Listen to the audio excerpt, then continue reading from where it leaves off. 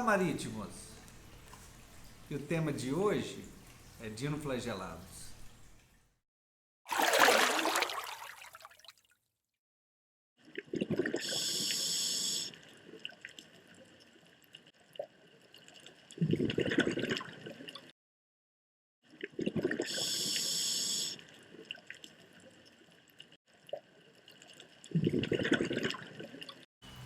Eu vou me aventurar a falar aqui um pouco para vocês sobre um dos temas mais polêmicos, mais controversos, um tema que tem informação para danar espalhada por aí. Eu recomendo que vocês não levem as informações unicamente desse vídeo. Eu acho que vocês devem, sobre esse assunto em específico, obter o máximo de informação possível. Recomendo ainda que vocês vejam outros vídeos, em especial tem um vídeo do Léo, do Riff Show, excelente sobre esse assunto. Eu acho que eu tenho uma ou outra informação para acrescentar, mas não desfaço de nada do que ele fez, que é uma pessoa, um aquarista de primeira mão, com informação de primeiríssima qualidade. Eu tive 2 encontros com Dino, um com Ostreopsis e um com Anfidinium. Foi muito trabalhoso tratar. Com Ostreopsis eu cheguei perto de um desmonte desse aquário que está aqui atrás. Eu só não digo que eu odeio de todo coração os dinoflagelados, porque as nossas zooxantelas dos corais, que nutrem os nossos corais, são também dinoflagelados. E talvez reside aí uma das grandes dificuldades de tratar. Se a gente encontrar alguma solução que mata todos os dinoflagelados, as zooxantelas também já eram no processo. Eu vou fazer ainda um outro vídeo na sequência, especificando para vocês algumas dicas de como identificar qual é o problema que vocês têm. Algumas vezes a gente fica assim, a pergunta é: que alga é essa que está crescendo no meu aquário? O dinoflagelado não é uma alga, mas de uma maneira geral, o que a gente se pergunta, ou são diatomáceas, daquela fase inicial do aquário pós-ciclado, ou são as algas verdes, as filamentosas, briópsis, que é outro grupo de micro-organismo, ou é cianobactéria, que de uma maneira geral é muito vermelha, aquela água, ou são esses capetinhas, que são os dinoflagelados. Então os dinos são protistas unicelulares, existem várias formas, mas aqui a gente vai tratar especificamente dos dinoflagelados maus, as pestes do aquário. Eles são autotróficos ou heterotróficos, a maior parte das espécies não é exclusivamente com um tipo só de nutrição. Eles existem no mar também, e eles causam aquela maré vermelha, que é uma mancha vermelha de proliferação no mar, que vem trazendo uma destruição imensa consigo, junto com a maré vermelha. Normalmente tem aqueles desastres ecológicos com milhares, se não milhões de peixes morrendo junto dela. E isso principalmente porque eles não só proliferam demais, como eles são capazes de secretar algumas toxinas muito ruins, muito agressivas. Essas toxinas são aparentadas das palitoxinas, tipo as que os nossos palitoas ou antos secretam, mas não é a mesma coisa. Existe, por exemplo, a ovatoxina, a mascarenotoxina.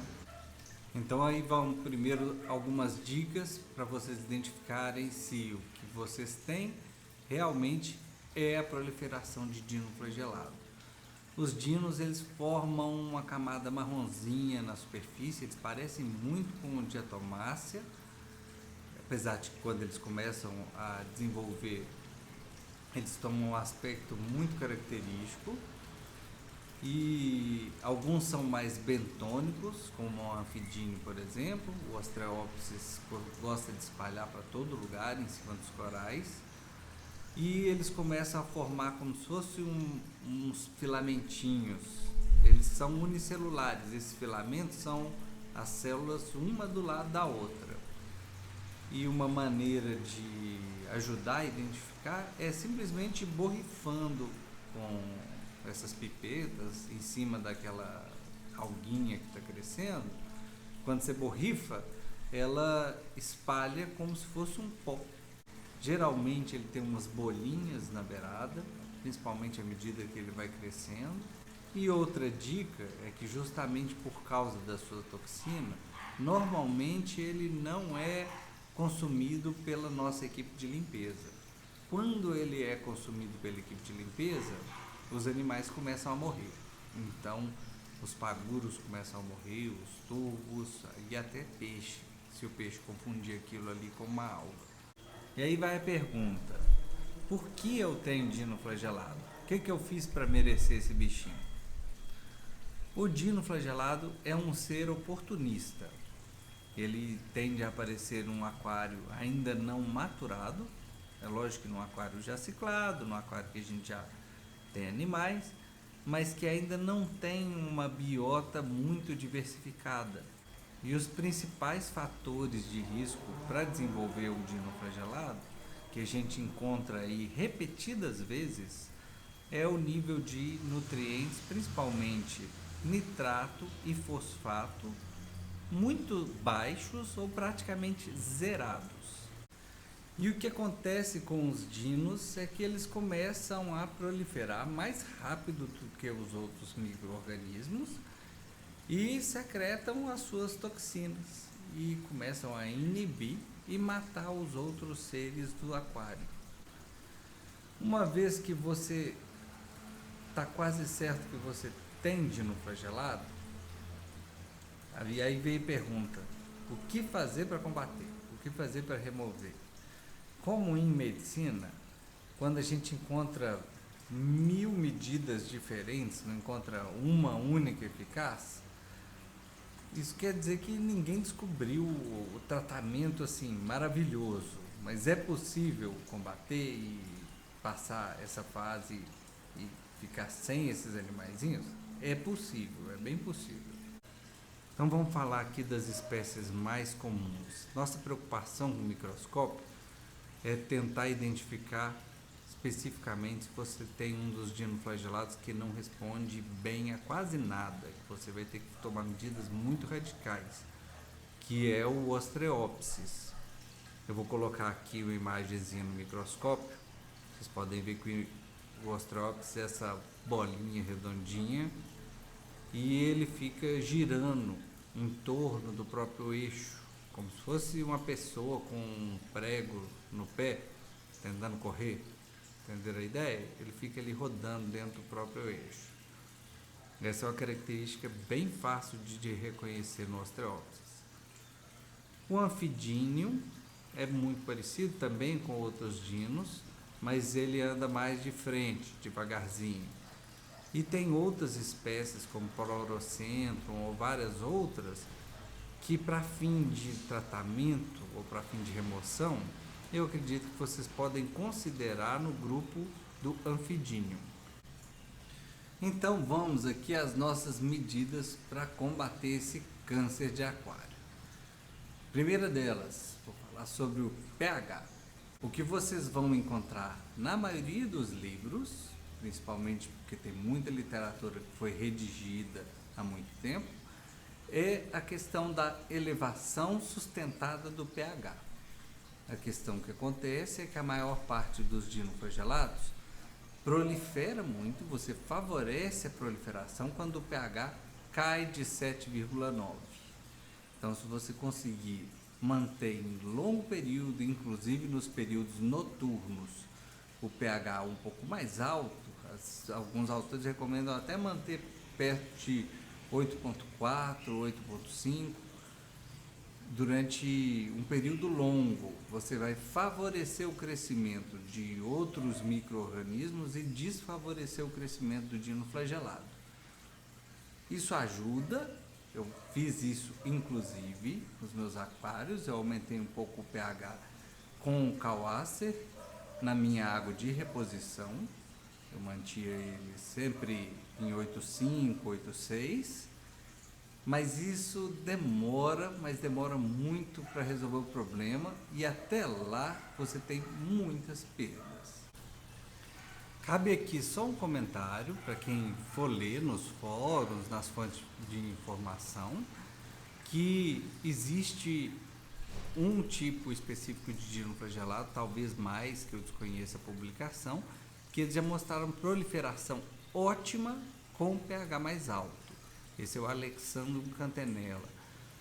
Mas eu acho que essa informação para aquarista ela não tem grande utilidade, porque rarissimamente, para dizer nunca, eu vi alguém que identificou no aquário essa espécie específica. Ela não é a mais prevalente da gente encontrar. Segunda medida que eu coloco aqui como elevado índice de evidência que funciona é uma técnica que chama Nano Bubble Scrubbing. Quem quiser, inclusive, mais informações sobre essa técnica e sobre o tratamento de dinoflagelados em geral, existe um grupo de pessoas muito ligado ao Elegant Corals. Esse grupo do Elegant Corals, principalmente ligado ao Cruz Arias, que é uma pessoa que identificou aí alguns fatores que ajudavam muito no tratamento dos dinos, propõe inclusive aí um esquema terapêutico. Eu não sinto a vontade de recomendar que seja feito 100% do esquema deles. Muita gente tem feito 100% do jeitinho que eles gostam, mas ele inclui alguns fatores que eu observei que fazem proliferar os dinos, como a dosagem de carbono, e eles excluem alguns fatores que em alguns momentos podem ajudar muito o controle dos dinos, que é o uso de ultravioleta. Mas o que eu vejo que é o pulo do gato nesse tratamento deles, que ajuda muito no controle, é o Nano Bubble Scrubbing. Eu vou mostrar aqui para vocês uns videozinhos desse aquário. Isso consiste em colocar um compressor de ar em uma região onde o ar seja puro, borbulhando o ar através de uma mangueirinha diretamente debaixo da bomba de retorno.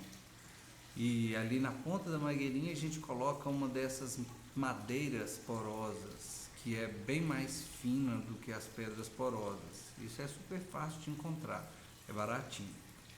Preencher o aquário de bolhas quase 24 horas, se não 24 horas mesmo, durante vários dias, e depois do controle eles ainda recomendam que seja feito o Nano Bubble Scrubbing toda noite, de forma preventiva.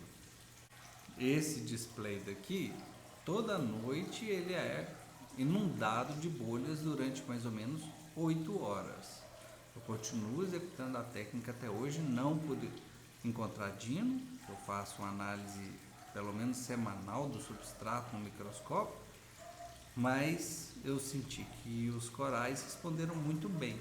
Eles perdem aquela camada externa, não sei se de célula morta, e eles ficam muito bonitos. O aquário beneficiou muito com essa técnica. Número 3, ferramentas para combater. E aí vem o esterilizador UV. Vocês vão ver aí, muita gente tem seguido, principalmente os vídeos do Léo Cardoso. Ele conseguiu eliminar o Osteopsis usando um esterilizador UV muito superdimensionado, e o esterilizador estava conectado, filtrando a água diretamente do display. Então ele nem usava exclusivamente o esterilizador no SAMP.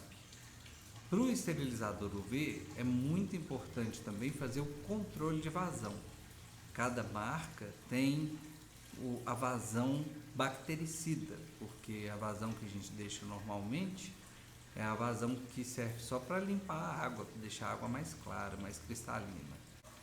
para o controle bactericida e para eliminação de parasitas, a vazão deve ser muito lenta. Como é que você pode controlar a vazão? Colocando um UV em Y ou colocando uma bomba com a qual você tenha o controle fino de vazão e medindo a quantidade de água que sai no final do UV. Você deixa o UV ali durante uns 15 a 30 segundos jogando água dentro de um baldinho, por exemplo, e mede quanto volume de água passou por ali.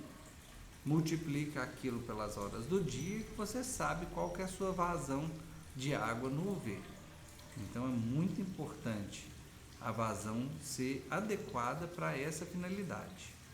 Ele é muito bom para controle dos dinos que não são tão bentônicos, que não ficam muito no chão ali do aquário, no substrato, como por exemplo o Ostreopsis, que é um dino que falta muita coisa para controlar. O problema do UV é que tudo que você usar de medicamento, eu vou comentar daqui a pouquinho, ou dosagem de bactérias também, vai passar pelo UV e vai ser eliminado. Então você deve usar o UV de maneira inteligente. Ou deixar ele direto e não dosar o medicamento, ou deixa ele ligado durante 24 horas, 48 horas, depois intervala isso com outro tipo de tratamento com o UV desligado. Não faz sentido deixar o UV ligado com a dosagem de medicamentos ou bactérias. Número 4, nas medidas que eu acredito que devem ser tomadas. A redução do fotoperíodo e o uso preferencial de luzes azuis. Por que isso? A maioria dos dinos usa uma clorofila diferenciada, que é a clorofila peridina, que tem uma absorção preferencial de frequência de onda mais próxima da luz branca. Então, quanto mais luz branca e quanto maior o fotoperíodo com essa iluminação, mais ele vai ser favorecido em relação aos outros micro-organismos. Número 5, aqui na minha lista de possíveis medidas para ajudar a combater esse diabinho, é água oxigenada, peróxido, água oxigenada 10 volumes. A dose que algumas pessoas recomendam para tratar o dino flagelado é de 1 ml de peróxido para cada 40 litros de volume líquido de aquário. Lembra daquele cálculozinho, se o seu aquário tem 300, 400 litros, isso não é tudo volume líquido.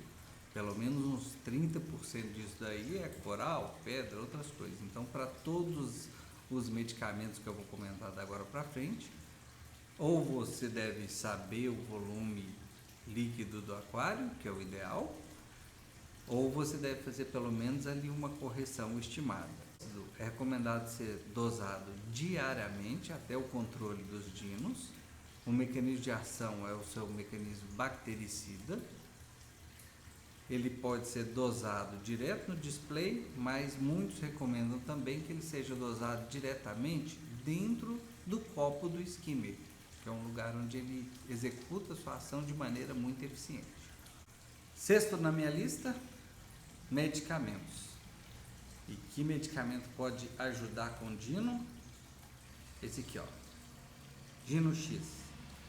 É um medicamento alemão, se eu não me engano, da Fauna Marim.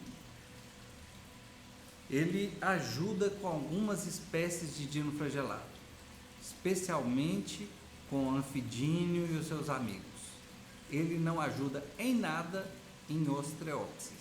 E é daí que vem valer a pena, se você tiver disponibilidade, tentar fazer aquela identificação inicial no microscópio. Número 7 na minha lista de medidas boas para serem tomadas é a dosagem de bactérias. E aí tem um detalhe, que a gente está querendo dosar bactérias que ajudam a consumir o dino flagelado e também competir com ele. Eu não estou falando de bactérias nitrificantes, não são essas bactérias que a gente usa para ciclar aquário. Então, tem algumas cepas de bactéria que muita gente já usou especificamente no contexto de dinoflagelado, que ajudaram bastante. Uma que eu usei, que tem relato de benefício, é isso aqui, ó, Microbacter 7. Não é muito fácil de achar, eu achei no Mercado Livre.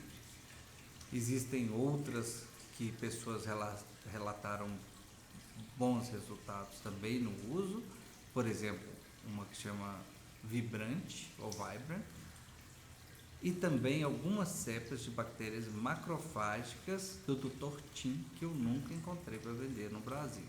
Existe ainda uma cepa de bactéria que merece aqui eu comentar, porque em fóruns internacionais ela foi muito elogiada para controle de dinoflagelado, mas foi impossível conseguir aqui.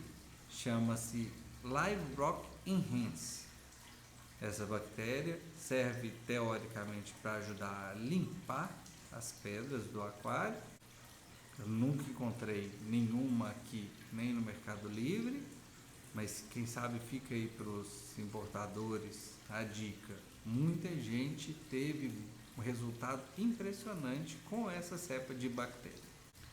Número 8 aqui na minha dica, que tem muito a ver com isso que o pessoal chama de husbandry, com o cuidado diário com o aquário, que é não desistir do aquário. Então, ajuda muito aquelas regiões onde o dino está começando a proliferar, ficar ali em cima dos corais, ou uma região onde ele está fixando mais, a gente simplesmente borrifar, pega uma pipeta e borrifa aquilo ali, porque o dino ele é unicelular, ele vira uma poeira e mistura na água e cai no filtro lá embaixo e vai sendo eliminado. Número 9 da minha lista é uma arma poderosa que você pode e deve usar, principalmente quando você está ganhando do dinoflagelado, que é o apagão. Se o seu dinoflagelado for Ostreopsis, corta isso da lista, que não resolve não. Se ele for anfidínio ou anfidínio e seus amigos, né?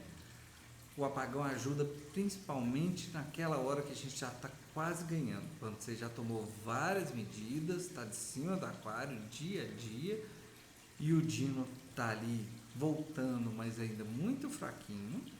O que você faz é apagar completamente o aquário da exposição de luz. Isso dá um estressezinho, mas o aquário sobrevive muito bem. É impressionante como o aquário fica lindo logo depois de um apagão. Então, eu vou mostrar aí umas fotos para vocês. Apagar completamente de luz é não deixar entrar nada de luz. Você recobre o aquário inteiro, deixa as luminárias de fora, porque isso gera muita evaporação. Se colocar simplesmente uma toalha e incluir as luminárias, vocês podem perder equipamento por causa da umidade. Mantém skimmer ligado, mantém a água circulando. Como você tampa a parte de cima do aquário, a oxigenação aqui do meu aquário, por exemplo, foi provida através do skimmer e no sump, da circulação de água, que eu mantive bem forte no sump. Nessa hora que você está quase ganhando de alguns dinoflagelados, o apagão costuma ser aquela tacada final. Ele ajuda bem. Se você está começando a tratar dinoflagelado, você vai ficar muito desapontado, porque depois do apagão você vai notar uma melhora muito boa, com exceção dos Ostreopsis, que eu comentei, né? Então você vai notar uma melhora muito boa, mas daí algumas semanas ele volta. Então ele é bom para dar aquela tacada final. Número 10 na minha lista é exatamente corrigir os fatores que desencadearam a proliferação de dino. Então, se você tinha dino porque o seu nitrato e fosfato estavam praticamente zerados, você vai, no mínimo, aumentar um pouco a alimentação do aquário ou reduzir um pouco as medidas de exportação de nutrientes. Às vezes isso acontece inclusive em um aquário que não é tão novo, mas acontece de maneira acidental, Quando, por exemplo, a pessoa tem um ATS ou uma ketomorfa que está muito gigante ou deixa de limpar o ATS e ele começa a consumir os nutrientes demais, e como a gente compartimentaliza o aquário, a gente cria uma região onde elas estão proliferando e cria uma outra região pobre em nutrientes, isso pode ser um fator muito ruim para a proliferação do dino e também não vai possibilitar a proliferação de outros micro-organismos que vão competir com esse bichinho danado. Número 11. Talvez se eu pudesse colocar esse 11 lá no topo, eu só coloquei aqui para lembrar. Acrescente equipe de limpeza. Eu estou falando de invertebrado e de peixe. Não acrescente equipe de limpeza. O dino flagelado produz toxinas fortes e a sua equipe de limpeza toda que acrescentar vai morrer. Juntamente com não acrescente equipe de limpeza, nessa fase dos dinos é importante a observação: pare as trocas de água e pare de dosar elementos traços, porque com isso você vai estar fornecendo alimento, fornecendo nutrientes para que o dino continue crescendo. É muito bom que ele consuma aquilo que é específico dele e tenha menos alimento para proliferar. E por fim, aí eu deixo uma ressalva que é uma observação minha em microscópio. Eu usei como opção retirar todas as minhas algas ketomorfa do sistema. Porque observando no microscópio, eu pude observar que alguns dinoflagelados estavam vivendo dentro da ketomorfa, o que é algo que até me surpreendeu. Então, como eu não queria nada que albergasse o dinoflagelado, isso vale também para reatores, alguma coisa que der para o tanque rodar sem aquilo ali, se tiver um reator de ketomorfa, um ATS, limpa tudo aquilo ali para que não seja uma fonte de recontaminação pelo dinoflagelado. Agora, voltando lá no começo, se o seu dino é Ostreopsis, meu amigo, sem fim, prepara para enfrentar uma parada dura. De preferência, você pode tomar a maioria dessas medidas. Muitas delas não são excludentes, mas alguns fatores são muito importantes pelo que eu percebi aqui no controle do Ostreopsis. As nanobolhas são excelentes no controle, muita gente tem conseguido lá naquele grupo que eu comentei. Você pode tentar ir pelo caminho do UV superdimensionado, que é a dica do Léo. As microbolhas, se bobear, você pode deixar 24 horas durante alguns dias no começo.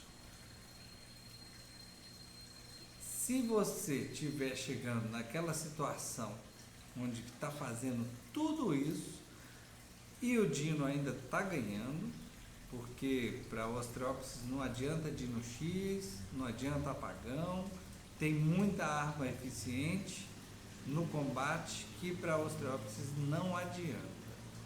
Se você está chegando naquela situação que você fala, eu estou próximo do desmonte, eu estou próximo de desistir disso aqui, ainda assim eu acho que vocês podem tentar uma situação extrema, que eu também executei. Vou mostrar aqui umas fotinhas para vocês aqui nesse meu riff. Como um dos fatores principais é o excesso de dinos em comparação com o restante da microvida, eu fiz algo semelhante ao tamanho que o Léo fez no seu aquário, que foi a troca completa do substrato. O que eu fiz foi colocar alguns baldes, um balde com dip para corais, um balde com água RO, um balde com iodo e o outro balde com solução salgada, onde eu ia armazenando os meus corais, porque eu tive que tirar todos os corais e todas as rochas do aquário. Repito, isso aí é uma situação extrema, aquela situação onde você já está fazendo de tudo, diminui um pouco, ele volta cada vez mais forte, você está na situação extrema de desmontar o aquário. E aí eu sifonei todo o meu substrato e substituí por um substrato virgem, completamente novo. Todas as minhas rochas passaram pelos pelos banhos de água.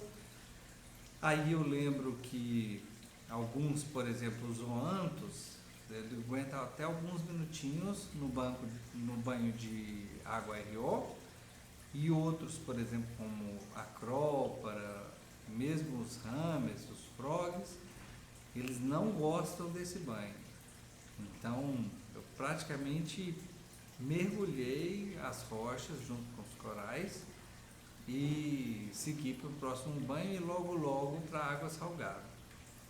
A chance de dar banho de água doce e perder SPS mais sensível é muito grande. Enfim, a moral da história é: nitrato e fosfato zerados, principalmente num aquário em maturação, eu considero aí um perigo relativamente elevado para desenvolvimento dessas praguinhas. Então a gente não deve ficar satisfeito com esses valores sempre zerados, porque é um risco alto. Eu espero ter ajudado alguns de vocês, sem querer assustar demais. Reforço aqui o que eu falei no começo, que uma vez que você encontra aquela alguinha, não chama isso de cara de dinoflagelado e vai tomando todas essas medidas, porque tem grande chance da gente estar com a impressão que está com uma coisa e está com outra. Mas se você confirmar que tem dinoflagelado, prepara para enfrentar um probleminha enjoado. Agora, também não é um problema insolúvel. Esse display agora está indo muito bem, feliz, está há vários meses sem essa praguinha reaparecer. Então, deu muito trabalho, mas tem solução. Fica aí minhas dicas para vocês.